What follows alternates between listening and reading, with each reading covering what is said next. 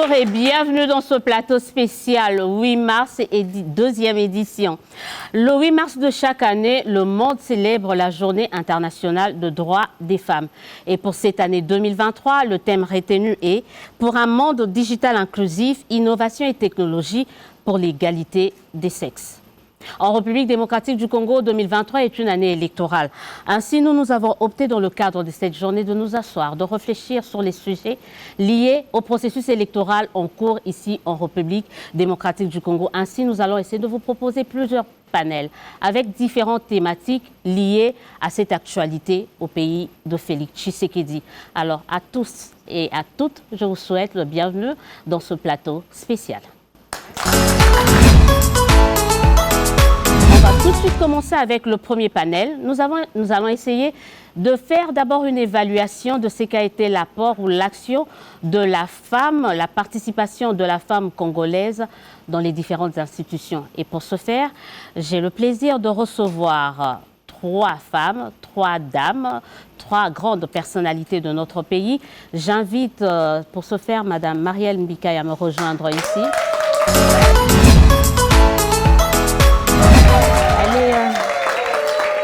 Voilà. Bonjour madame, prenez place. Merci. Alors, j'inviterai également madame Georgette Biébié, activiste de droits des femmes. Madame, merci. Je veux vous aider. Merci. Merci madame Georgette. Prenez place là-bas. Et enfin, on sera avec madame Philomène Machitou. Elle est de ACR. Action commune pour la République, madame. Merci. Prenez place. Alors, c'est avec ces 3 dames qu'on va échanger sur la participation et l'action des femmes au sein des institutions ici en République démocratique du Congo. Je commence par vous, madame honorable Marielle Mbikaï, parce que vous avez siégé pendant 1 année et demie, voire 2 ans à l'Assemblée nationale, en tout cas pendant cette mandature. Vous qui étiez dedans, qu'est-ce que vous pouvez dire sur l'apport de la femme au sein de cette institution qui est l'Assemblée nationale? Merci beaucoup, madame Élysée. Je me dis s'il faudrait comparer avec d'autres législatures, cette fois-ci, ça a quand même un peu évolué. Ça a évolué pourquoi? Parce qu'il y a, au départ, quand la CENI avait proclamé, on avait au moins 10%, c'est-à-dire c'était 50 femmes nettes. Mais avec l'évolution, avec les femmes qui devaient remplacer, à ces jours, nous avons 64 femmes à l'Assemblée nationale. S'il faut mettre ça en pourcentage, je me dis ça peut faire 12 ou 11, quelque chose de pourcentage. Je me dis que ça a évolué quand même. Ça a évolué. Il y a des femmes qui sont présidentes des commissions et il y a des femmes qui se démarquent par leur façon d'intervenir, par leur façon d'apporter des propositions de loi. Je me dis, plus on avance, plus les femmes se démarquent, d'après moi. Comme je n'aime pas être pessimiste, je n'aime pas dire non, les femmes ne sont pas trop représentées. Moi, je me dis qu'on évolue bien. Vous m'avez posé la question sur l'Assemblée. Je pourrais peut-être comparer par rapport à la présidence de la République depuis 1960. On n'a jamais eu une femme. Par contre, à l'Assemblée, les femmes se battent, les femmes sont en train de se représenter de plus en plus. Merci beaucoup, madame Marielle Mbikaï, madame Georgette Biébié. Vous, ça fait des années que vous vous battez par rapport à cette cause relative à la représentativité de la femme. 2018, c'était une année d'alternance. 4 ans après, l'heure de l'évaluation a quand même sonné par rapport à l'action et à la participation de la femme au-delà de l'Assemblée nationale, dans toutes les institutions. Quel est votre regard par rapport à cette participation de la femme? Merci Odia et merci de l'avoir souligné. Je suis dans les combats pour la protection et la promotion des droits des femmes depuis plus de 20 ans. Je suis parmi les femmes qui avaient fait inscrire la parité, les principes de la parité dans la Constitution, notre Constitution du 18 février 2006. Également l'article 14 qui consacrait la parité, l'article 15 qui consacrait la lutte contre les violences sexuelles faites aux femmes, et puis l'article 43 qui consacrait la gratuité de l'enseignement. Donc nous, on s'est battus pour qu'il y ait un cadre juridique pour que quand les femmes revendiquent leurs droits, que ce soit sur base d'un cadre juridique. Et si aujourd'hui on a 13% de femmes à l'Assemblée nationale, c'est un tout petit progrès, mais pour moi qui suis une militante, une combattante, on avance à petits pas, mais il y a quand même un petit progrès par rapport à ces concepts de la représentation des femmes. Les Nations Unies recommandent qu'il y ait au moins 30% de femmes pour que la voix des femmes soit entendue, pour que les revendications des femmes trouvent des solutions. Parce que nous ne voulons pas que les femmes soient là pour être là, nous voulons que les femmes expriment clairement leurs besoins, leurs attentes et fassent aussi des propositions. Et il n'y a que des femmes qui peuvent mieux le faire. Par rapport au gouvernement, il n'y a pas longtemps, avec le gouvernement Ilukamba, on n'avait que 17% de femmes au gouvernement, mais aujourd'hui nous avons 27% de femmes au gouvernement. Presque 30%, quoi. Presque 30%. Le quota est presque à ça. Je me rappelle que en mars-avril 2022, quand on s'est battu pour qu'il y ait des femmes dans ce gouvernement, notre président porte le programme de la promotion de l'égalité entre hommes et femmes au niveau de l'Union africaine. C'est comme ça qu'il a été désigné comme champion de la parité. Ouais. Et nous avons demandé au chef de l'État que ça ne soit pas un slogan creux. Du fait qu'il soit considéré, désigné comme champion de la masculinité positive, il fallait que cela se concrétise. Et nous avons eu un petit progrès avec la représentation des femmes au niveau du gouvernement, avec 27% de femmes. On n'a pas encore 30%. Je crois qu'on va continuer le combat pour arriver à 50%. Et au niveau du Sénat, nous avons 21% de femmes. Au Sénat, ce n'est pas encore 30%, mais on avance. On avance à petits pas, on avance. On a une femme gouverneure de la Banque centrale du Congo depuis 1960. Ça n'a jamais été le cas. Et cette fois-ci, on a quand même une femme qui est gouverneure de la Banque centrale du Congo. On reviendra à vous peut-être pour une deuxième et dernière question, mais j'arrive chez Maman Philomène, Madame Philomène Machitou. Vous êtes membre de l'Action commune pour la République, ACR, un parti nouvellement établi. Quel regard portez-vous sur l'action de la femme? ACR, pour ceux qui ne le connaissent pas, c'est le parti d'Eliezer Tamboué. Quel regard votre parti et vous-même portez sur l'action et l'apport de la femme au sein des institutions? Merci beaucoup, Madame la journaliste. Je vous remercie d'abord pour l'invitation et remercier tous les téléspectateurs qui sont en train de nous suivre à ce moment. Merci. Moi, je dirais que la représentation est faible. Est faible pourquoi? Étant majoritaire, nous les femmes, on ne pouvait pas être là 17%. C'est vraiment faible. Surtout à l'Assemblée nationale. Surtout à l'Assemblée nationale, là où tout est voté. Ouais. On pouvait être vraiment majoritaire en tant que femme pour faire valoir notre féminité, pour faire valoir notre voix, pour qu'on nous suive, pour qu'on sache que non, nous sommes femmes, nous sommes debout, nous sommes là pour notre pays. Parce qu'il y a des atouts. Ouais. Vous verrez ici au Congo, on nous dit par exemple que la femme est gouverneur de la Banque centrale. C'est bien bon. Au Sénat, il n'y a jamais une femme. À la primature, aucune femme est Premier ministre. Même à l'Assemblée nationale, il y a une femme. Vous êtes tous sans savoir ce qui s'est passé.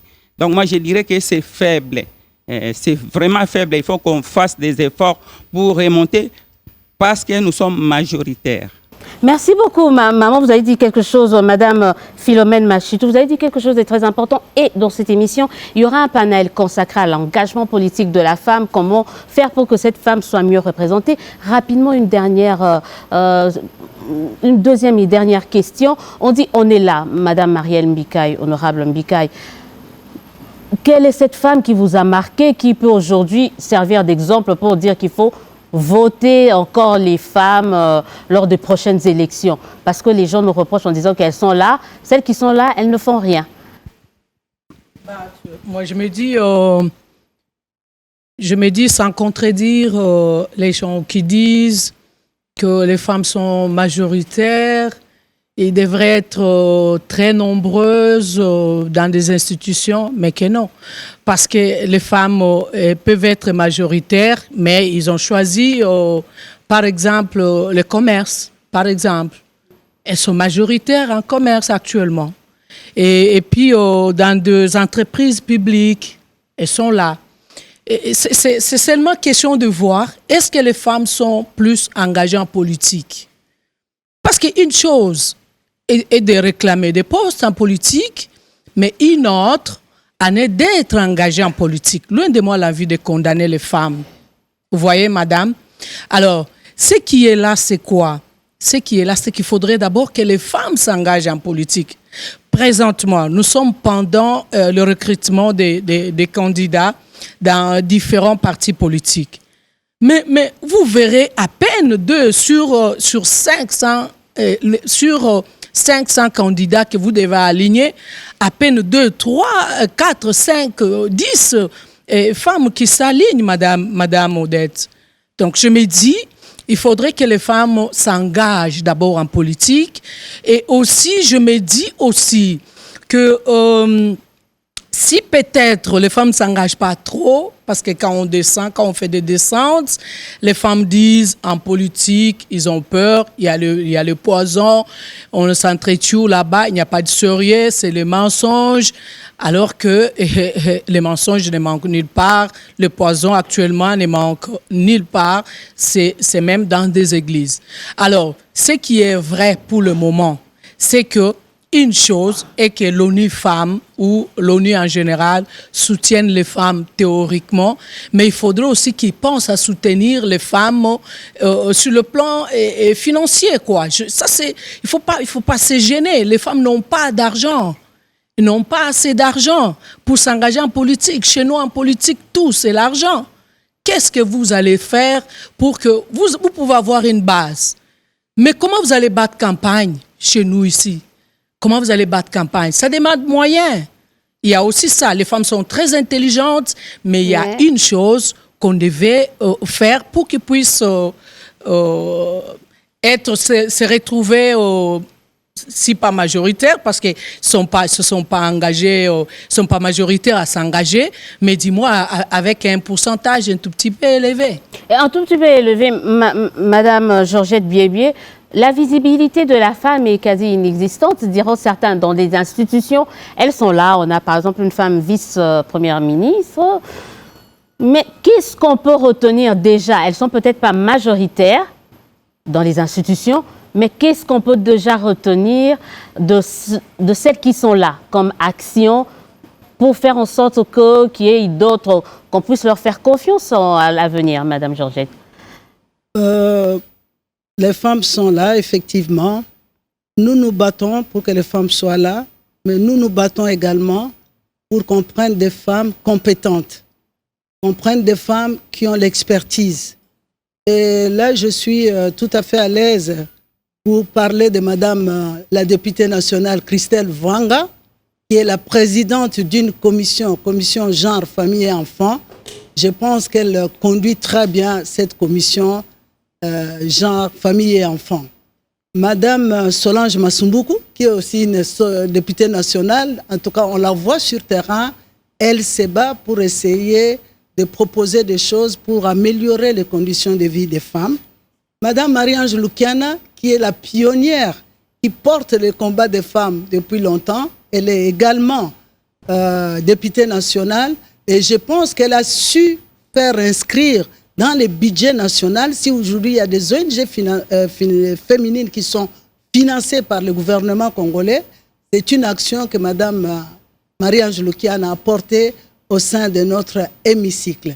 Par rapport aux femmes qui sont au gouvernement, nous avons Mme Eve Bazaïba, qui est la vice-première ministre de l'Environnement, qui fait un travail extraordinaire.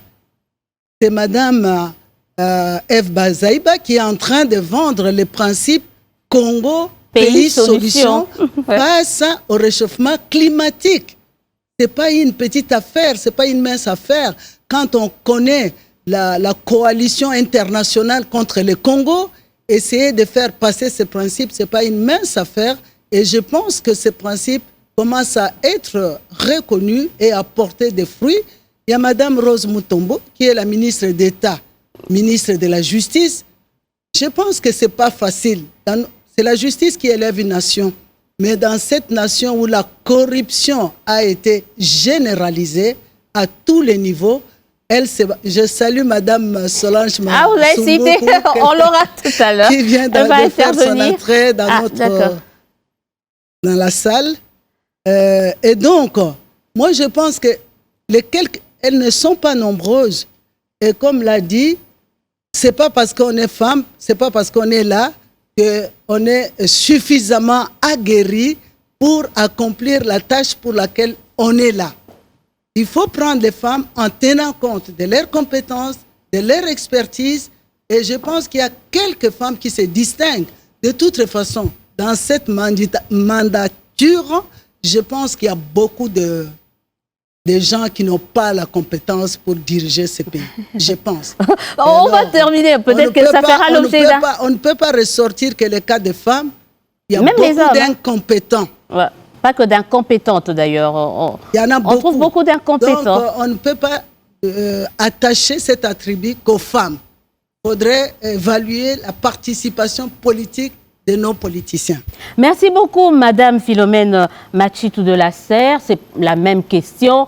Pourquoi aujourd'hui on doit faire confiance en la femme? Est-ce que celles qui sont là, déjà dans les institutions, qu'ont-elles fait pour qu'aujourd'hui... Est-ce que vous avez une idée de ce que les femmes ont fait dans les institutions pour que, lors des prochaines élections, qu'on puisse redonner encore confiance en la femme? Bon, comme mes consoeurs venaient tout à l'heure de citer les noms, il y a Geneviève Inagossi, il y a Eve Bazaïba, ce sont des femmes. Moi, je dirais que les femmes, nous avons des atouts.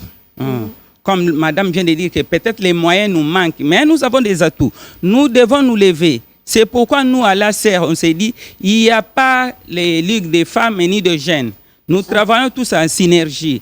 Il n'y a pas, oh non, ça c'est une ligue. Non, chez nous, il n'y a pas les ligues. À l'ACER, tout le monde travaille. À l'ACER, c'est selon la compétence. Il n'y a pas de favorisme à faire. On ne fait pas les favorismes, on ne dit pas que non, l'autre c'est l'homme et l'autre c'est la femme. Non, on travaille par rapport à la compétence. C'est ce que je peux répondre. Donc, on peut retenir par rapport à ce panel et qu'il faut beaucoup plus de compétences, pas qu'à la femme, mais à l'homme aussi. Non, mais la compétence, ça veut dire quoi? Quand quelqu'un s'engage en politique, il sait ce qu'il doit venir faire en politique. Souvent, quand on parle des femmes, on souligne compétence, mais là moi, ça m'agace. Oui, c'est ça. Mais la méritocratie... Les problèmes n'est pas à ce niveau-là. Quand une personne s'engage en politique et connaît ce qu'il fait, parce qu'en politique, il faut d'abord respecter nos textes, vous voyez. Il y a des textes qui régissent. Quand on veut te nommer ministre, on va te poser des conditions. Tu vas élaborer un programme. Pourquoi tu postules à ces postes? Vous voyez un peu ça? Donc moi, je me dis, souligner, crier tout haut, toujours compétence, quand il s'agit de femmes, là, ça ne marche pas. Ce qu'il faut faire, c'est qu'il faudrait que si les gouvernements ou l'ONU, comme je le dis, veut vraiment que les femmes de pays pauvres émergent en politique, il doit d'abord doter ces femmes-là de moyens. des moyens, voilà. je crois que c'est par C'est là ça, qu'on va... parce qu'ils ont beaucoup étudié. Nous avons beaucoup de femmes intellectuelles, nous avons beaucoup de femmes intelligentes, mais qui n'ont pas de moyens pour s'élancer en politique. En tout cas, le débat reste ouvert. Ce panel, c'était justement pour poser ce diagnostic. On va continuer de changer ici et ailleurs sur ces thématiques qui passionnent non seulement les hommes, mais également, non seulement les femmes, mais également les hommes. Moi, je veux, avant d'appeler le deuxième panel, je vous propose de suivre cet élément parce que dans le deuxième panel, on va parler de l'enrôlement, la participation et la sécurisation de la femme. Et je vous propose cet élément de la Commission électorale nationale indépendante.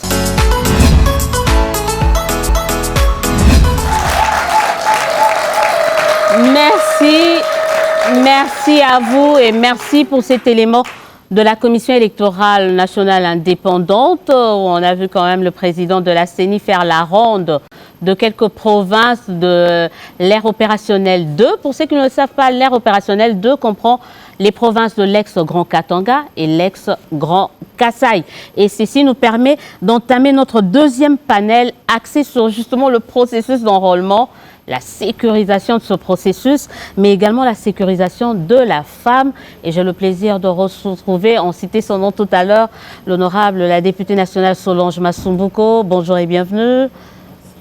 Mais également, le panel est composé de Annie Modi de Afia Mama. On l'appelle affectueusement Afia Mama. On l'appelle plus Annie Modi. Bonjour et bienvenue. Merci. Très active, surtout dans la partie est du pays. Nous n'avons pas de choix. Ouais. Vous nous direz un peu comment ça se passe là-bas. Exact. Et également, on retrouve encore l'ACR, le tout nouveau parti politique qui nous a honorés avec 2 représentants. Et là, nous avons Madame Grishka Bongo, secrétaire générale adjointe en charge de finances de ce parti. Aussi de la FDC. Merci. Ah, voilà. Madame Solange Masumbuko me rappelle qu'elle est de la FDC et élue de la circonscription de Lukunga. Députée nationale, on parle d'enrôlement. Déjà, comment vous voyez ce processus d'enrôlement et comment ça s'est fait ça? Ça s'est déjà passé dans la zone ouest ou dans l'ère opérationnelle 1. Votre réaction? Effectivement, je remercie d'abord les organisateurs et toi-même, Odia, pour cette opportunité que tu nous donnes de parler en ce mois de mars, un mois dédié aux femmes. Par rapport au processus électoral, à l'enrôlement, je crois que tout ici et tous, nous l'avons vécu ici à Kinshasa.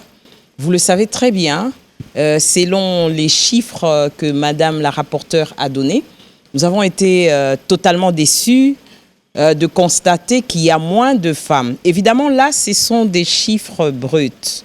Il n'y a pas encore toilettage. Nous espérons qu'avec le toilettage, il y aura quand même assez de femmes. Mais jusque-là, à Kinshasa, il y a moins de 50%. Chose curieuse, ça veut dire autrement, pour les femmes, ça a été dur parce que ça prenait beaucoup de temps. Il y avait des petits soucis des machines qui étaient en panne tout le temps.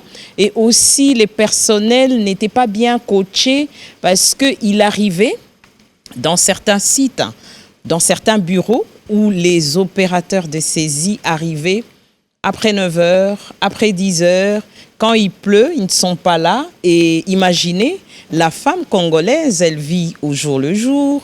Et donc, lorsqu'elle a passé 3 heures dans un bureau et qu'elle n'a pas de solution, elle est obligée de rentrer, chercher de quoi nourrir ses enfants et sa famille. Et ainsi de suite, 2-3 fois après, elle se fatigue ou elle se démobilise. J'imagine qu'à Kinshasa, ça a été le cas, mais aussi dans les autres provinces où le nombre de déplacés est a été suffisamment enregistré. Ça veut dire que les femmes sont en migration, donc on ne sait pas les voir dans les zones, dans les bureaux d'enrôlement. C'était vraiment dur. Je ne sais pas comment on va y arriver avec beaucoup de défis. Comment on va y arriver avec beaucoup de défis? Annie Modi, en vous présentant, je disais que vous étiez plus axé, en tout cas vous menez plusieurs actions dans la partie est du pays, mais de manière un peu plus générale, comment avez-vous trouvé le processus d'enrôlement à l'ouest, au centre et maintenant là, c'est dans la partie est du pays? Bon, moi, je vous remercie et je remercie aussi les téléspectateurs qui vont suivre, qui suivent ces échanges. De manière plus générale, le processus électoral en soi n'a pas été assez vulgarisé. Déjà pour tout le monde, pour commencer. Deuxièmement, la femme et la jeune femme a difficile d'accéder à l'information sous les formats ou les outils qu'on a mis à disposition. C'est plus à travers les digitales et puis plus la télévision. La femme ne cherche pas nécessairement l'information à travers ces canaux-là. Nous sommes déjà à la zone 3 pour l'enrôlement, mais jusqu'à présent, moi je vais vous dire que la plupart des structures qui auraient contribué à ce que plus de femmes soient vulgarisées, soient informées, soient motivées pour aller se faire enrôler, n'ont toujours pas trouvé des ressources pour faire ce travail-là. Et je crois que nous l'avons entendu, d'autres panélistes l'ont dit, sans moyens et ressources pour vulgariser, la femme n'a pas d'informations déjà pour commencer. Et pour les peu de femmes et des jeunes femmes qui ont quand même pu avoir l'information, les défis d'accessibilité à ces centres est resté énorme et même un peu plus difficile pour certaines. Ces mécanismes de s'enrôler avant, de s'enregistrer avant, c'est pas, je me suis demandé à un moment donné pour quelques centres que j'ai visités à quoi ça a servi parce que même pour des personnes qui se sont pré-enregistrées, quand ils arrivent, il y a toujours des papiers à remplir.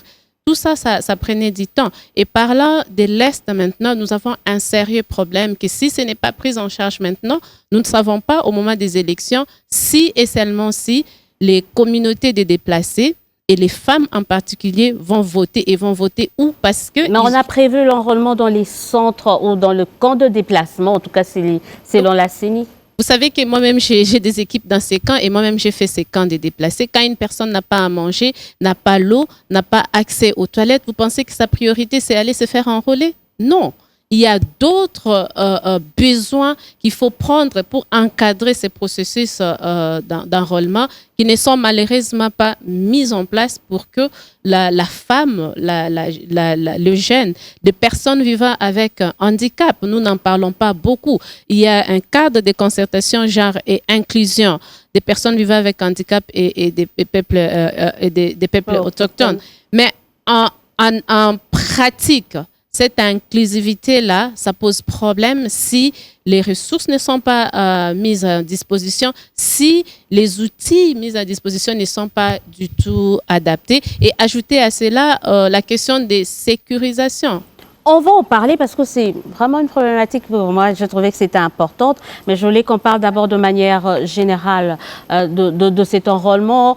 Kriska Bongo, secrétaire général adjoint en charge de finances et budget au sein de l'ASR. Même question apparemment du côté de l'ASR. Comment vivez-vous ce processus d'enrôlement à Kinshasa, mais également ailleurs? Merci, Élisée, d'abord pour cette invitation. Nous répondons par courtoisie, parce que c'est une invitation d'une activité dédiée aux femmes. Nous, au sein de notre parti, nous avons éradié la Ligue des femmes, la Ligue des jeunes. Nous nous mettons tous en compétition et nous travaillons.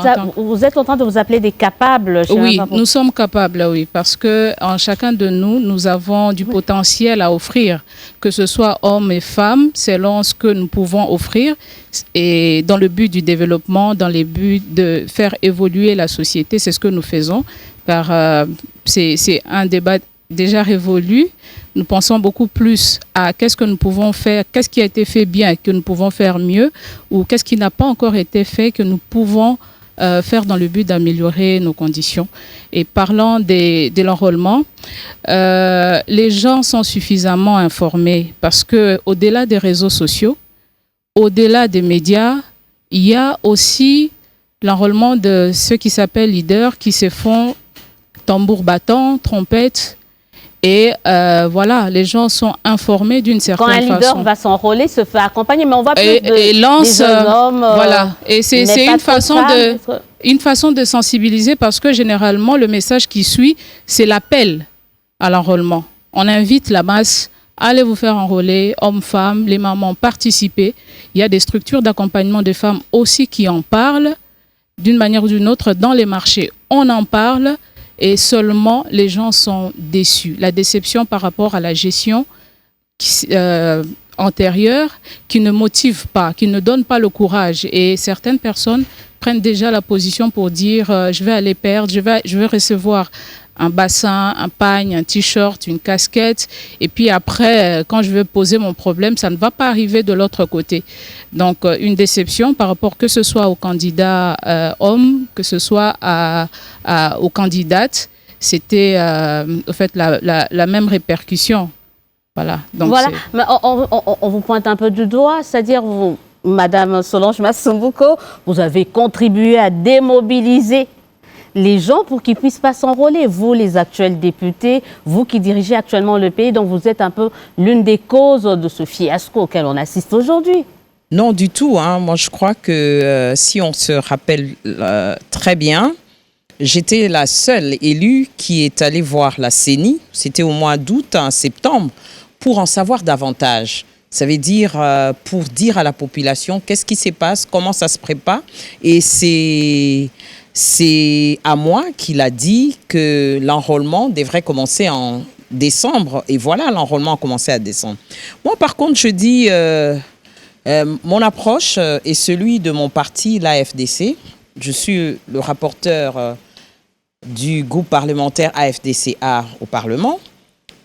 Moi, par contre, je dis que cette façon d'utiliser cette population juste pour l'enrôlement, qu'elle vous accompagne pour vous seul enrôler, j'ai trouvé que c'était une façon dénigrante. Nous, on a fait les choses autrement. On a demandé aux gens de s'enrôler et après l'enrôlement, on se retrouvait dans des salles, dans des forums, pour en parler. Pour chacun a montré sa carte? Oui, chacun a montré sa carte pour voir, voici, j'ai été, ou ceux-là qui ont été en premier lieu ont exprimé les difficultés, lesquelles difficultés nous les avons transmises auprès du président de la CENI, M. Kadima. Et petit à petit, moi j'étais presque la dernière à se faire enrôler parce que j'ai suivi cette base, je suivais cette population de notre parti, la FDCA, pour voir quelles sont les difficultés, disons celles de Kinshasa, quelles sont les difficultés qu'elles encourent et comment faire face à cela. Et voilà. Et chaque fois, j'appelais par moment certains membres de la plénière pour en savoir davantage et pour exposer. Et donc, nous pensons que sur le plan de la démotivation, je ne pense pas. Au contraire, notre parti, la FDCA, est parmi les rares partis qui essayent d'équilibrer les choses. Dans le gouvernement ici présent, vous savez que sur nos 5 mandataires, nous avons 2 femmes et 3 hommes. Ça veut dire que c'est un parti qui milite pour la promotion de la femme congolaise en présentant des femmes dans les postes nominatifs et aussi dans les postes électifs, elle encourage. Ah ça, on verra, on l'encourage, on attend voir lors du dépôt de candidature. Je veux revenir à vous, j'allais dire Afia Mama, oui, c'est comme ça qu'on vous surnomme, mais c'est le nom de votre structure, Animodi, à l'Est. Comment ça se passe? Moi, j'ai une pensée vers ces femmes de l'Est, avec la situation qui est catastrophique. Comment on fait pour sécuriser ces femmes? Parce qu'elles doivent voter. Elles doivent s'enrôler. Comment on fait par rapport à la sécurisation des femmes à l'Est, mais également à Kwamount ou dans des zones où il y a un peu la sécurité? Moi, il y a toujours quelque chose que je rappelle, que ce soit aux politiques ou à toutes les personnes qui veulent s'engager pour la cause commune. Ne pas confondre Kinshasa ou les grandes villes avec la République démocratique du Congo.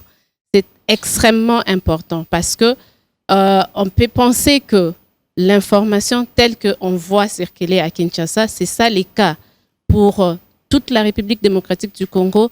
Là, on va se tromper.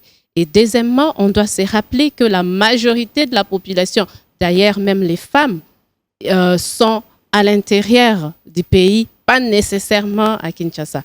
Et pour revenir maintenant à votre question sur ce problème de la sécurisation, on va réfléchir. C'est vrai, certaines zones occupées par certains groupes armés ont collaborer avec la CENI pour qu'il y ait un enrôlement. On parle en Ituri, oui, certains ont décidé de déposer les armes. Mais c'est dans la même zone, dans la même zone occupée où il y a l'anarchie. C'est dans la même zone où les femmes sont violées. Pensez-vous vraiment que dans ces contextes-là, une femme, même un homme, ici on va mettre un accent sur les plus vulnérables, une femme va avoir le courage de se lever pour aller et se sentir en sécurité d'aller se faire enrôler? Donc c'est perdu d'avance dans ces zones-là. Je ne peux pas dire que ça soit perdu d'avance, c'est plutôt des questions qui demandent plus d'engagement, plus d'attention et plus d'appui, pas seulement du gouvernement, mais aussi des partenaires de la RDC internationaux qui regardent et qui suivent ces processus électoraux. Je vois ici, on a le processus de Nairobi qui est en cours, on a le processus de Luanda. On ne peut pas parler des élections, du processus électoral en faisant abstraction à ces processus de paix, parce que c'est ça, au fait, qui va contribuer à la sécurisation et à l'encadrement, d'autant plus que nous savons qu'il y a les troupes des États de l'EAC qui sont censés, je ne sais pas affirmer, mais qui sont censés garantir la sécurité.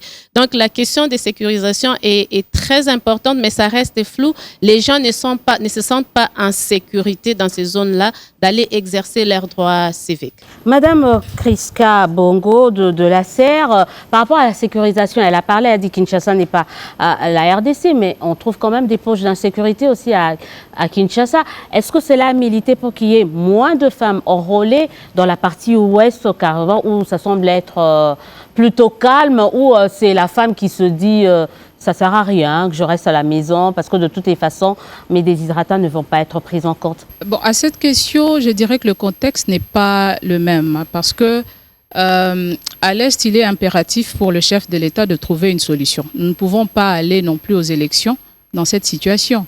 Il faudrait faire taire les armes pour mettre tout le monde, toute la population en condition pour s'enrôler et aller voter. Avec cette insécurité, nous ne saurons pas parler d'un climat favorable aux élections. Donc, il est vraiment impératif pour le chef de l'État de mettre en place toutes les mesures possibles pour arriver à mettre fin à cette insécurité à l'Est et cette agression qu'on cite ouvertement de la part du Rwanda, de la part de Kagame, qui incite vraiment cette situation. Donc, par rapport à Kinshasa, c'est vrai qu'il y a le phénomène Kuluna qui nous met dans des situations instables parfois, mais je crois qu'il y avait des mesures où on a permis quand même de prolonger, de donner des dates supplémentaires pour arriver à atteindre un certain quota. Donc, à cette question, je crois que le contexte doit vraiment se diversifier. Merci. Merci beaucoup, mesdames. C'est la fin de ce panel. Moi, je dis, excusez-moi, c'est 15 minutes par panel, c'est peu, mais nous jetons les bases d'un débat. On continue les discussions à la maison. Mais je tiens maintenant, vous êtes notre fil rouge, Madame Solange Mafumbuko. On vous retient pour l'autre panel. Vous allez également intervenir parce que vous êtes notre invité fil rouge, donc vous allez intervenir dans le troisième et dernier panel de cette émission. Mais les deux dames, je vous dis merci, mais en attendant, je vous prie de suivre également. Cette fois-ci, c'est un élément. Moi, j'ai eu quand même à faire un tour à Kanyamaka CC. Alors, j'ai voulu vous proposer ce qui se passe, parce qu'on parle souvent des Kuluna hommes, mais on ne sait pas ce qui se passe avec les femmes. Moi, on a préparé un petit élément pour voir comment est-ce que les femmes issues des milieux désœuvrés sont préparées pour la réinsertion au niveau de la société, mais cette fois-ci à Kanyamaka CC. On suit cet élément du service national et on se retrouve juste après.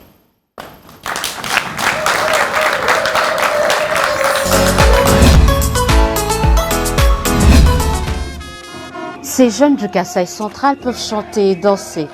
Jadis miliciens dans le mouvement insurrectionnel Kamwena Sapo, aujourd'hui ils vont servir la République via le service national.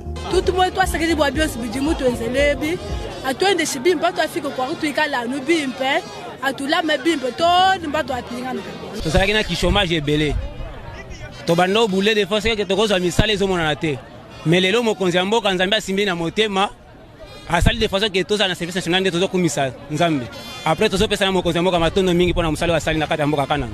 Autrefois une menace pour la société, ces 500 jeunes, dont une quarantaine de femmes, vont commencer un processus de réinsertion dans le site de Kanyama-Kasese. Cela passe par différentes formations dans différents domaines. Mais devenir bâtisseur nécessite de la discipline, insiste le commandant en chef du service national. Mingi na kosenga bino nini ezakaka discipline. Sans la discipline eloko moko ya malamu ezali te. Yo kokota soki oza na esprit ya indiscipline. Okomona que service national eza beaucoup plus compliqué. Mais soki oza discipline okoyoka elengi ya kozala bâtisseur ya service national. Okoyoka elengi ya kozala bâtisseur na Kanyama-Kasese. La discipline étant l'âme de l'armée, ces bâtisseurs qui ont statut de paramilitaires sont invités à être également disponibles pour la République. Après formation, on que forcément, nécessairement, ça peut arriver qu'après formation, donc il faut vous la préparer. Vous en êtes soldat parce que vous avez paramilitaire. Pour le général-major Jean-Pierre Kassongo-Kabouik, cela ne fait aucun doute. Par le service national, le président de la République, Félix-Antoine Tshisekedi Tshilombo, vient redonner de l'espoir à cette jeunesse congolaise désœuvrée et souvent oubliée.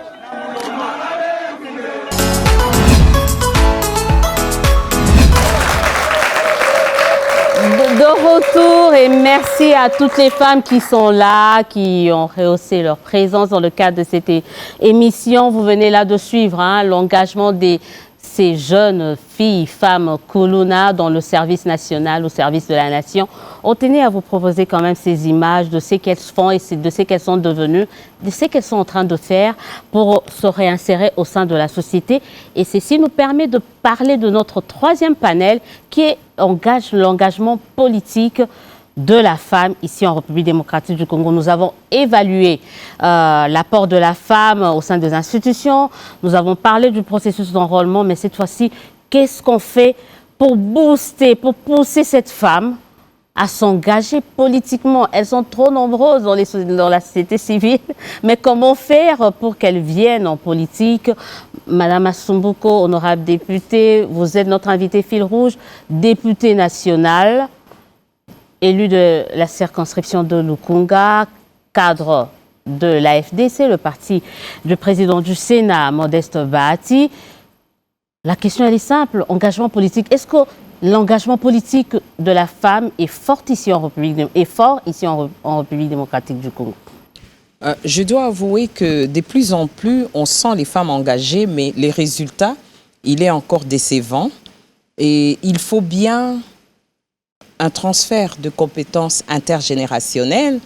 Il faut bien se constituer des modèles. Et il faut bien aussi aux jeunes filles d'avoir des repères. Lesquels repères sont ceux-là, les femmes qui ont précédé en politique. Vous savez, si nous faisons parler les chiffres pour voir comment ça a évolué, en 2006, on a vu 9% de participation des femmes aux élections, la participation. Et donc, on ne pouvait pas s'attendre aux résultats. La participation miracle. Est différente de l'enrôlement. Oui. On peut s'enrôler, avoir la carte et puis ne pas participer. Ne pas participer. La participation, ça veut dire les femmes candidates, elles étaient juste à 9% aux élections législatives. En 2011, ça nageait aussi dans le 9,8%. En 2018 passé, c'était à peine 11% des femmes qui se sont présentées comme candidates aux élections législatives. Donc les femmes, je crois, à un moment donné, à partir de 2015, on a senti une mobilisation des femmes qui attendaient très bien les élections locales. Et la plupart se préparaient pour participer aux élections locales, qui sont beaucoup plus proches parce qu'on sent que la femme congolaise, elle est proche de la population. Malheureusement, les élections locales n'ont plus eu lieu. Moi-même, je me préparais plutôt aux élections provinciales. Ce n'est qu'après, sur demande de la plupart des dames, que je me suis présentée aux élections législatives. C'est ça. un secret que je peux livrer aujourd'hui. Évidemment, si nous sommes peu nombreuses à participer, c'est tout à fait normal que les résultats aussi soient conséquemment peu nombreux. Parce que en 2018, les résultats des femmes aux élections législatives, c'est à peine 10%. Aujourd'hui, nous sommes une soixantaine sur 500 élus. C'est peu. C'est peu par rapport à toute l'Afrique centrale et c'est peu par rapport à l'Afrique subsaharienne et même par rapport aux voisins. Par rapport aux voisins. Oh, le voisin. Le Rwanda Ouais. a 60% des femmes. L'Angola, 30% des femmes. Nous avons à côté la Namibie, 35%.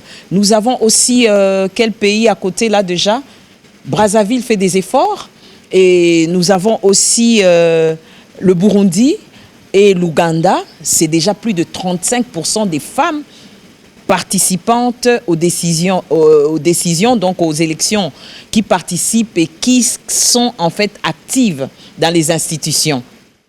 Mais ici, d'abord, elles sont peu nombreuses à participer ou à se faire élire et c'est tout à fait normal qu'il y ait moins. Mais le fait que ce sont peu enrôlées ne veut pas dire qu'elles ne seront pas nombreuses sur les listes, surtout que, vous savez, la loi électorale a mis une disposition incitative pour les partis politiques. Ça veut dire les partis qui vont présenter paritairement le nombre de femmes et ceux des hommes seront exemptés pour les frais. C'est déjà ça, les femmes. On verra quand même avec les partis politiques comment est-ce qu'ils vont se comporter. Là, juste à côté de vous, il y a Madame Nadia Mpassé. On parlait de l'engagement politique. Elle est jeune. Elle sera certainement candidate, elle nous dira, mais elle veut être candidate. Déjà, moi, je veux savoir pourquoi vous avez décidé de vous engager en politique, Madame Nadia Mpassé. Merci beaucoup, Madame Odia, pour la question. Déjà, il faut dire que ma motivation ou mes convictions à m'engager dans la vie politique, c'est par rapport à ma nation. En tant que juriste, nous disons toujours pas d'intérêt, pas d'action. Donc, c'est mon intérêt par rapport à mon pays, par rapport à ma nation, qui me pousse, qui me motive à m'engager. C'est-à-dire en regardant les réalités actuelles, en regardant toutes les difficultés, tous les défis que rencontre notre nation, je me dis, je ne peux pas croiser les bras, je ne peux pas rester bouche bée, je ne peux pas rester inactive. C'est la raison pour laquelle je me suis décidée de m'engager dans la vie politique. Les pesanteurs sociétales, vous êtes une femme mariée, ça a été facile avec votre mari parce qu'on sait que c'est ça aussi qui freine un peu l'engagement de la femme. On dit mais mon mari ne veut pas. Est-ce que vous avez rencontré ces difficultés-là? Est-ce que vous êtes accompagnée par la famille? Comment ça s'est passé avec vous? Merci beaucoup, Madame Odia, pour la question. Bien évidemment, ça n'a pas été facile. Mais au finish, nos maris africaines, à l'occurrence congolais, finissent par comprendre que la RDC, pour son développement, a besoin de la femme. Donc, la femme, autant que mariée, célibataire ou jeune fille, par rapport à tout ce que Dieu a déposé en la femme comme capacité, comme talent, la nation a besoin de toutes ces qualités pour son plein développement. Merci. Juste à côté de vous, je l'appelle, c'est mon homo, on porte le même nom, Arlette Odia. Merci, heureuse comme d'habitude de vous retrouver. Alors vous étiez dans la société civile, je ne sais pas si c'était de manière déguisée pendant un bon bout de temps. Vous étiez d'abord dans un parti politique, puis vous êtes revenu dans la société civile, puis là maintenant vous êtes à fond dans un parti politique, en tout cas proche du PPR, du FCC, du PPRD. Pourquoi vous avez décidé de quitter la société civile pour vous engager politiquement? Bon, je dois dire que même du temps où j'ai fait carrière au sein de la société civile, je ne défendais que des questions d'ordre politique. À vrai dire, ce temps que j'ai passé au sein de la société civile, c'était pour préparer mon choix politique. Je l'ai mûri et j'ai estimé qu'il fallait rejoindre le PPRD, le parti de Joseph Kabila, quand le temps a sonné, j'ai adhéré. C'est ainsi que vous me voyez active. Et pour que l'engagement de la femme en politique soit de plus en plus remarquable, il ne faut pas seulement compter sur celles qui sont déjà dans la société civile. Parce que c'est souvent ce qu'on se dit. On dit, voilà, elles sont nombreuses au sein de la société civile. Il faut militer de sorte que celles qui sont au sein de la société civile quittent la société civile pour la vie politique. Alors qu'on a aussi besoin des femmes au sein de la société civile. Moi, je pense autrement. Je pense qu'il faut le plus se baser sur l'éducation des bases. Les mamans qui sont ici avec nous, celles qui vont nous suivre, celles qui ne pourront pas nous suivre, mais qui auront écho de notre entretien de ce jour, doivent comprendre qu'il faut éduquer la jeune fille dès les bas âges. En éduquant la jeune fille, elle développe les capacités morales, les capacités religieuses. C'est celles-là qui vont permettre à cette jeune fille de pouvoir distinguer le bien du mal. Quand vous avez la capacité de distinguer le bien du mal, il se développe en vous ce souci de combattre le mal. Et quand vous vous engagez en politique, ce sera avec des convictions. Aujourd'hui, l'engagement politique, pour la plupart, on va faire la politique parce qu'il y en a qui ont gagné la vie en politique, ils ont eu de l'argent, ils ont eu des parcelles, ils ont eu ceci, cela. Les autres font de l'engagement politique pour avoir une protection dans la société. Quand on est engagé, on peut facilement commettre des infractions, on est protégé par le parti, ainsi de suite. On a des immunités. On a des immunités. On est difficilement arrêtable, madame. Oui, on suit beaucoup plus les avantages, un peu comme pour dire, les gens s'engagent en politique pour résoudre leurs propres problèmes, plutôt que de s'engager en vue de résoudre les problèmes des autres ou de faire résoudre à ceux-là leurs problèmes. C'est ce que je pense et c'est pour cette raison même que l'on a su retrouver dans la Constitution de la République la gratuité de l'enseignement, même si aujourd'hui, ceux qui dirigent pensent que le travail qui avait été fait avant, c'est lui de mettre même la gratuité de l'enseignement dans la Constitution, c'était un travail nul, mais ça donnait déjà une idée qu'on voulait construire sur le long terme. Sur le long terme, on va revenir, ça sera peut-être ma deuxième et dernière question pour vous trois. On fait comment concrètement pour booster, pour faire en sorte que celles qui ne sont pas encore engagées puissent le devenir, pour qu'il y ait déjà des femmes dans les partis politiques et ensuite qu'elles deviennent éligibles. Madame la députée, qu'est-ce qu'on fait concrètement pour inciter les femmes à s'engager en politique? D'abord, nous devons noter la volonté politique. Il faut qu'il y ait une volonté politique. Et par rapport à la volonté politique, on sent que le chef de l'État actuel, son Excellence Félix Tshilombo Tshisekedi, a de la volonté. Plus d'une fois, Madame Annie, qui est présente, a été voir le chef de l'État pour plaider la cause de la femme, donc dans les postes décisionnels. Et on sent aussi que dans ce gouvernement, ça c'est moi, hein, dans ce gouvernement, il y a 29% à 27% des femmes représentées et dans des postes non les moindres. C'est la première fois qu'on sent cette volonté. Ça ne suffit pas encore. Au Parlement, nous sommes à peine 60. Et donc, nous avons à lutter contre les préjugés culturels.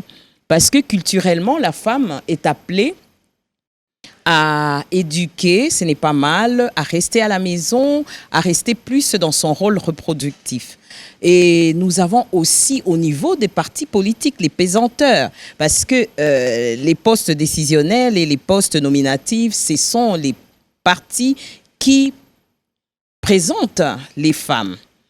Si on ne vous présente pas comme mandataire ou ministre, vous avez du mal. Et on sent aussi au niveau des femmes qu'il faut plus d'engagement, mais plus aussi de exprimer ses désirs, exprimer lorsque vous avez des ambitions. Les femmes expriment moins parce que nous avons été éduqués à croire que les autres vont penser pour nous. Pendant que les hommes expriment leur ambition, les femmes expriment moins.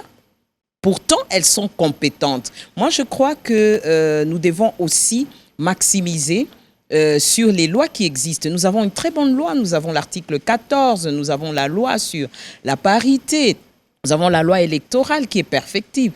Nous avons aussi plusieurs dispositions régionales qui, en réalité, impliquent davantage la femme. Mais il faut aussi un engagement personnel parce que, vous savez, l'ambition, finalement, elle est personnelle. Elle n'est pas du chef de parti, elle n'est pas des autres. Je crois que nous devons plus travailler avec cette volonté qu'il y a. L'éducation, c'est incontournable. La formation continue. Vous savez, aujourd'hui, le plus grand problème, le plus grand frein de la femme, c'est les ressources économiques.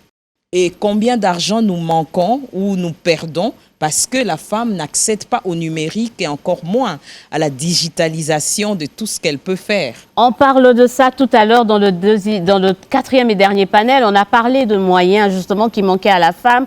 Dans le premier panel également, on va revenir sur tout ça. Nadia Mpassé, vous avez fait le pas, vous avez dit « Ok, je m'engage », mais qu'est-ce que les autres jeunes femmes, mariées ou pas, comme vous, qu'est-ce qu'ils doivent faire pour aller sauter ce pas-là et devenir engagés politiquement, si on peut dire ça comme ça? Merci, Odia, pour la question. Ce que je dois dire par rapport à ta question, c'est que la femme doit réaliser qui elle est. C'est-à-dire, quand je dis que la femme doit réaliser qui elle est, je veux dire que, au fait, la femme, elle est la source même de la vie. En elle, il y a les qualités qui peuvent sauver cette nation. Elle a en elle des qualités qui peuvent faire que beaucoup de réponses soient données à beaucoup de questions qui se posent actuellement. Mais on ne viendra pas la lever. Elle doit elle-même s'élever, comme l'a dit Honorable Solange, c'est décider à pouvoir participer au progrès ainsi qu'au développement de la nation. Donc, aux femmes et aux jeunes filles qui me suivent, maman, jeune fille, la nation a besoin de nous. Beaucoup de réalités, beaucoup de problèmes n'attendent que la femme puisse s'élever. Parce que la femme, par exemple, elle est la personne la mieux indiquée pour comprendre c'est quoi le bien-être. C'est quoi la propreté de l'environnement, par exemple? Donc, il y a tellement de questions qui, les réponses ne viendront que de la femme. Les réponses ne viendront que de la femme. On fait comment pour que cette prise de conscience, Maître Arlette Odia, on fait comment pour que cette prise de conscience soit répercutée dans le chef de la femme et qu'elle se dise, ça y est, je me jette à l'eau, je m'engage? Il faut d'abord noter qu'il y a les cadres juridiques. Je pense que Madame Georgette Biébi l'a dit, il y a la Constitution qui consacre l'égalité homme-femme. Il y a la loi portant protection de l'enfant, la loi qui protège également la femme, la loi contre les violences faites contre la... Donc, le cadre juridique, il est là. Il est maintenant question que des personnes de bonne volonté, des personnes de bonne moralité, des personnes de conviction s'engagent. On a cité les nombres de femmes qui sont au sein des institutions, mais pourquoi on tient toujours qu'elles soient beaucoup plus nombreuses? C'est parce qu'on estime que le rendement n'est pas suffisant, il n'est pas satisfaisant. On doit toujours marteler sur le nombre plutôt que sur la qualité.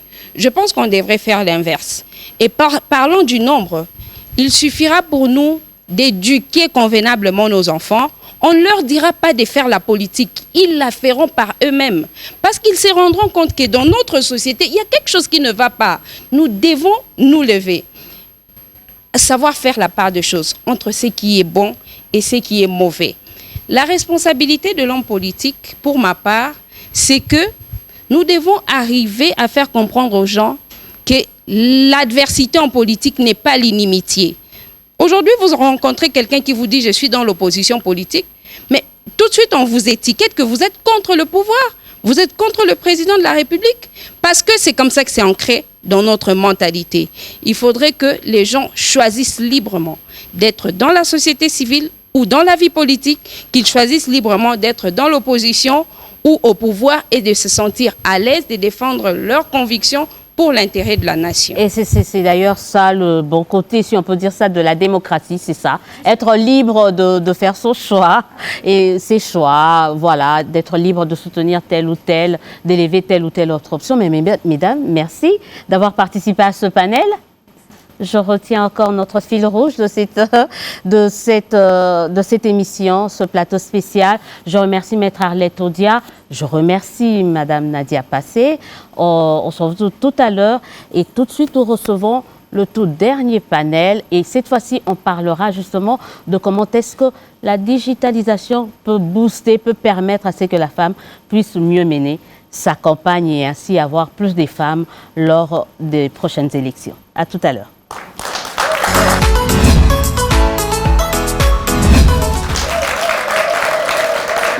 Merci beaucoup. On a réservé le meilleur pour la fin parce que justement, on va parler de la thématique de cette année liée à la Journée internationale des droits de femmes. Et cette thématique est axée est intitulée de la manière suivante: pour un monde digital inclusif, innovation et technologie pour l'égalité de sexe. Pour nous en parler, on reçoit Madame Charoufa. Bonjour et bienvenue. Merci et bonjour. On garde notre fil rouge la députée nationale. Elle est également experte en communication. Elle essaiera de nous dire. Vous l'êtes également, Madame Charoufa, à la tête de la Fondation Bomoko. Vous êtes également consultante en communication.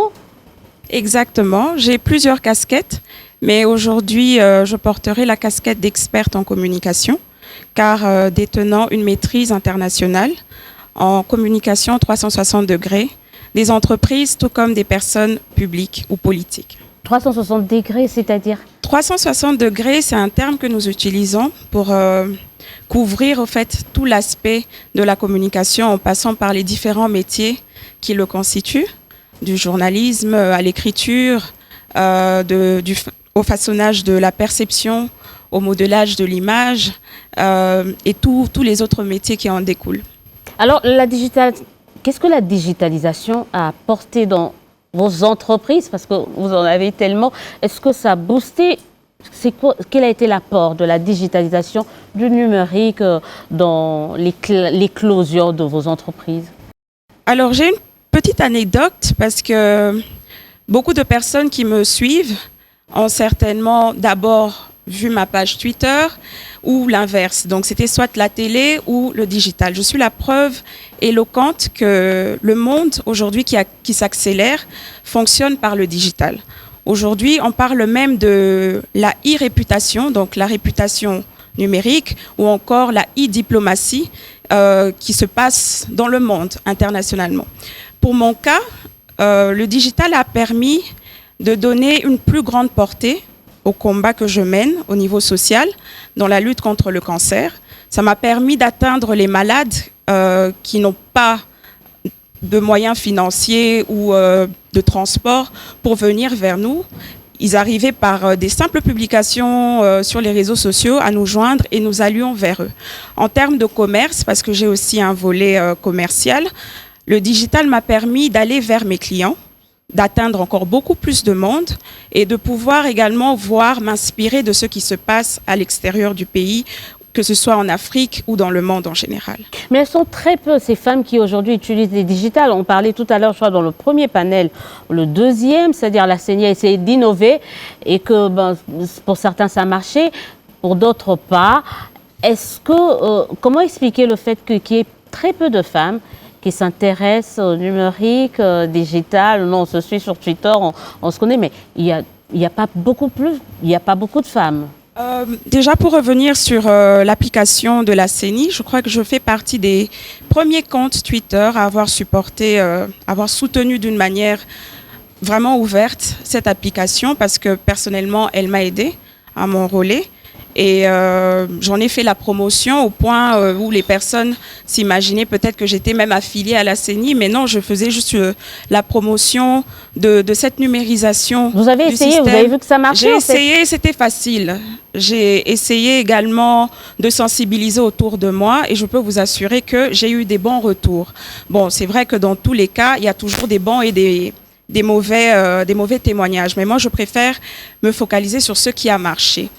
Alors, concernant l'inclusion des femmes, en général, dans tous les domaines, la femme est non seulement sous-représentée, mais elle est également sous-valorisée. Parce que aujourd'hui, quand on parle du phénomène influenceur ou influenceuse, le premier genre qui vous vient, c'est la femme. Mais dans quel sens? On a tendance à montrer que l'influence de la femme sur les réseaux sociaux n'a de valeur que lorsqu'il s'agit d'exposer des anti-valeurs ou de pervertir l'audience. Or que, bien au contraire, l'un de mes combats cachés que je révèle, c'est justement de démontrer par le digital qu'en tant que femme, on peut apporter beaucoup plus et casser un peu ce message que la société nous impose de porter. Donc je pense que l'inclusion des femmes, certes, reste minoritaire, mais elle est à encourager parce que quand les femmes s'engagent même dans le digital, elles arrivent à apporter un plus. Elles arrivent à produire des contenus beaucoup plus réels, qui se rapprochent beaucoup plus à nos réalités que lorsque ce sont des hommes. Les hommes vont m'excuser. Solange Masumbuko, il y a très peu de femmes dans le numérique, les femmes députées, surtout, on se dit, mais pourquoi? Et pourtant, ils sont des élus. Pourquoi, à votre avis, les femmes de manière générale, mais surtout les élus, les ministres femmes, c'est à peine si vous pouvez retrouver un tweet, une publication d'une députée, d'une ministre femme. Pourquoi les femmes ont du mal à utiliser le digital ou le numérique? C'est juste une question d'apprentissage et aussi une sensibilisation parce que le digital a rencontré la femme dans plusieurs casquettes, dans ses 1000 bras. La même femme politique a aussi une famille, a donc des activités champêtres, a des activités peut-être ONG. La même femme, elle est enseignante et tout. Et voilà. Mais ce qui est vrai, je crois qu'il faut impulser et booster. Pourquoi? Parce qu'aujourd'hui, il semble, selon les chiffres, qu'il y a au moins 40% d'accessibilité de téléphones intelligents. Et donc, à partir de la maison, tu peux faire ce que tu pensais que tu peux juste aller ou à partir dans un embouteillage, tu peux tweeter, tu peux faire cela, mais on n'est pas habitué. Déjà, les femmes, on a du mal à présenter ce qu'on est par justement le numérique et par la digitalisation. Non, on a peur, il faut qu'on se le dise. La peur la femme a peur de l'Internet. Oui, la peur, c'est comme la résistance au changement. On a peur pour rien. Il faut essayer. Il faut essayer et aujourd'hui, c'est incontournable parce que je crois que les élections demain vont compter aussi sur l'usage de l'outil numérique parce qu'il y a plusieurs qui ne viendront pas physiquement dans vos campagnes, dans vos prestations, mais qui seront sur le net pour voir qu'est-ce que tu es. Moi, je me rappelle, j'ai une page blog. Mais combien rentre dans cette page-là? Encore qu'il y a maintenant des méthodes beaucoup plus incitatives, des hashtags qui permettent de se retrouver. Et il y a plusieurs outils aujourd'hui, non seulement les vidéos, les téléphones, les réseaux sociaux, Instagram, Facebook, Twitter. Aujourd'hui, c'est plus TikTok. Donc, chaque fois qu'on attend, ça nous rejoint, ça nous rattrape, ça dépasse et on est dépassé. Et donc aujourd'hui, c'est incontournable. Mais vous savez, grâce au digital, aujourd'hui, vous avez les mamans qui sont à l'intérieur de la salle, ils ont eu juste le message par téléphone. Okay. Certains qui n'ont pas pu accéder ne sont pas là. Donc cet outil, le digital, l'usage du digital par le numérique, contribue aussi à l'autonomisation, sans laquelle la femme, politiquement, elle ne peut pas exister. Elle ne peut pas exister. Moi, je voulais donner-nous quelques astuces, Madame Charoufa.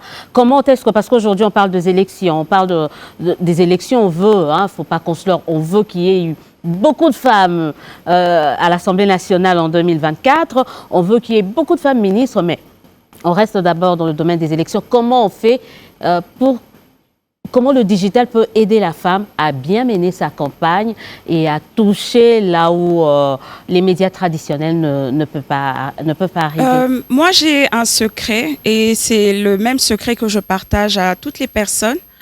C'est l'authenticité.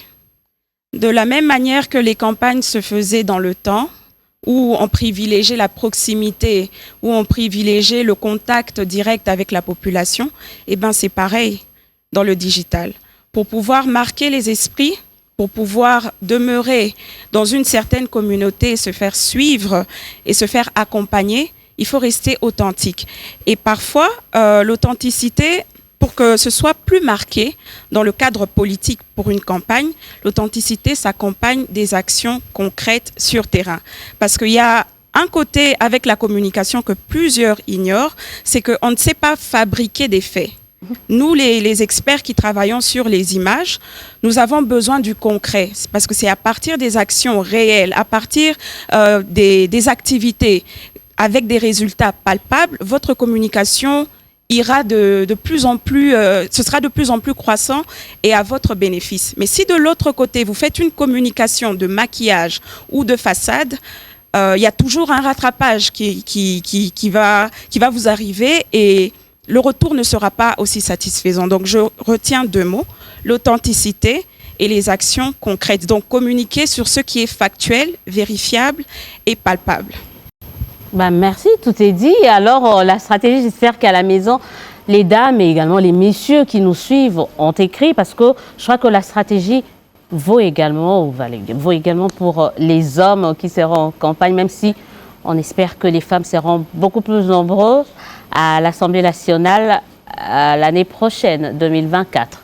Mais moi, j'insiste sur l'apprentissage. Rapidement, 1 minute, parce que c'est vraiment la fin. On doit terminer, Madame la députée. Moi, j'insiste sur l'apprentissage, parce que sans l'apprentissage, on ne peut pas bénéficier du digital. Grâce au digital, vous êtes visible. Grâce au digital, vous pouvez vendre vos produits. Grâce au digital, vous pouvez échanger d'expériences. Mais aussi, grâce au digital, vous avez accès donc aux lois et aux différents textes qui propulsent les femmes, la participation de la femme grâce au digital. Vous vous impulsez parce que ce que vous faites, vous pensez que c'est peu pendant que ailleurs c'est innovant, etc. Grâce au digital, vous pouvez aussi accéder au financement et grâce au digital, finalement, vous pouvez être élu. Mais le tout passe par l'apprentissage. Voilà pourquoi au niveau de ma plateforme ADAC, Action pour l'autonomisation des communautés africaines, nous organisons des séances de coaching, surtout pour les jeunes filles, mais aussi pour les mamans, chaque samedi, gratuitement, pour que ensemble nous puissions démarrer. Parce que si certains utilisent et d'autres n'utilisent pas, finalement, nous ratons beaucoup d'argent. Voilà, tout le monde, on est tous d'accord que le digital devient indispensable quand même. Dans notre monde actuel, Madame Charoufa. Je lance simplement un appel à toutes les femmes, aux jeunes femmes, aux jeunes dames. Le digital aujourd'hui est rempli d'opportunités. Il n'y a pas que des mauvais côtés. Grâce au digital bien utilisé, vous avez beaucoup plus d'impact et vous apprendrez beaucoup plus dans votre confort plusieurs métiers et vous saurez briller à l'international tout comme au national. Merci beaucoup et nous, on va utiliser le digital justement pour essayer d'emmener cette émission dans vos salons, dans vos smartphones, dans les coins le plus reculés de la République démocratique du Congo, mais également à travers le monde, parce que cette émission sera également suivie sur les médias traditionnels, bien entendu, mais également, on va vraiment utiliser tous les réseaux. On sera sur Twitter, sur YouTube. Si vous pouvez mettre nos pseudos de Twitter. On le fera. On sera sur TikTok. Moi-même, j'ai un compte TikTok. On sera sur tous les réseaux, les groupes WhatsApp, j'en compte plus de 200. Donc, on sera là. En tout cas, merci et c'est par vous qu'on va terminer cette émission. J'invite toutes les femmes, toutes les catégories confondues, à se digitaliser, à venir rejoindre le monde numérique, car il y a beaucoup d'avantages à tirer. N'ayez pas peur, instruisez-vous et démarquez-vous, soyez authentiques. Merci beaucoup, soyez authentiques, les dames, et n'hésitez pas. faut pas avoir peur pour embrasser le monde de la digitalisation. Honorable député national, élu de la circonscription de Lukunga et à Kinshasa, un mot de la fin par rapport à ce plateau spécial et par rapport à la journée internationale de droits de femmes ici. Oui, par rapport à cette journée, impulser la digitalisation, par rapport à ce jour qui célèbre les droits et les avancées des femmes, en RDC particulièrement, je pense que impulser la digitalisation auprès des jeunes filles et auprès des mamans ne ferait que contribuer au développement de notre nation. Et imaginez combien d'argent, combien de fonds nous manquons parce que certaines femmes et certaines jeunes filles manquent à ce rendez-vous de digitalisation. Et donc, j'en appelle à tous les étudiants, toutes les étudiantes, avec les hommes, donc aujourd'hui, à partir d'aujourd'hui, à utiliser les nouvelles technologies pour booster non seulement ce que nous faisons, mais aussi pour échanger des expériences réussies et aussi tirer des leçons sur ce qui n'a pas marché. Donc, que vive la femme congolaise et particulièrement celle de Kinshasa, mais aussi que le digital nous aide à compatir avec les femmes de l'Est et toutes celles qui sont déplacées et qui sont violées. Et donc, coup de chapeau et un petit coucou pour eux et une façon pour nous de compatir avec eux. Merci beaucoup. Voilà, c'est par ce mot, cette pensée. Merci d'acclamer. Merci. Une pensée à ces vaillantes femmes de l'Est de la République démocratique du Congo. Nous sommes de cœur avec vous et via nos posts, via nos tweets, via nos publications, nous ne manquerons jamais de vous transmettre, de vous envoyer notre amour, notre soutien. Et on sait qu'un jour, on se reverra vis-à-vis, face à face. Et cette fois-ci, ce sera la réjouissance. On remercie également, c'en est fini définitivement de cette émission. Je remercie le partenaire qui a accepté de nous accompagner dans le cadre de cette émission, Food Life, avec la margarine Altesse que vous avez vue. Tout est là et là vous voyez une dame, donc un clin d'œil à toutes les mamans qui vendent le pain et surtout ces mamans, n'hésitez pas d'utiliser la margarine Altesse. Merci au ministère de la Communication et Médias, merci à l'Assemblée nationale qui a accepté également de nous soutenir, notamment avec la rapporteure adjointe de l'Assemblée nationale, Yacho Yakoko Chomba. Merci au ministre, comme je le disais tout à l'heure, Patrick Mouyaya. Merci au service national et surtout, merci à vous, mesdames, d'avoir accepté. Ciao, à très bientôt.